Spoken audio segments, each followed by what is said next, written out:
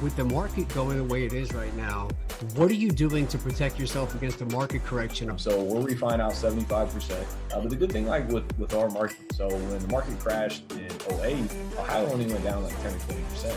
So, if we're at 75% LTV, we have a 20% crash, theoretically, we're still 5%, have 5% equity in the deal. So we're not like maxing everything. We're not swinging at every property that we used to in the past. So a little bit more conservative, but for us, like if we're in the first time home buyer, so our properties are worth like $100,000 to $200,000. So if we had to get out of it, everybody can afford that house. The hedge funds are buying those properties. People with a lot more money than me are still in the market to buy those deals.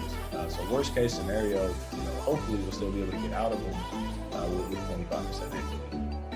Yeah, it's really smart, man. It's like you're saying, those cash flow markets you're not going to see those big swings. If you have 25% equity in there, in a worst case scenario, from what I saw in the last crash and some of the things I've learned from people smarter than me, when those markets start to turn, if there is a correction, your rentals that are in those middle income and first time home buyer areas are going to be even stronger because people aren't getting loans, because the conventional loans tighten up, so you can't buy, they still have to rent, and there's no supply.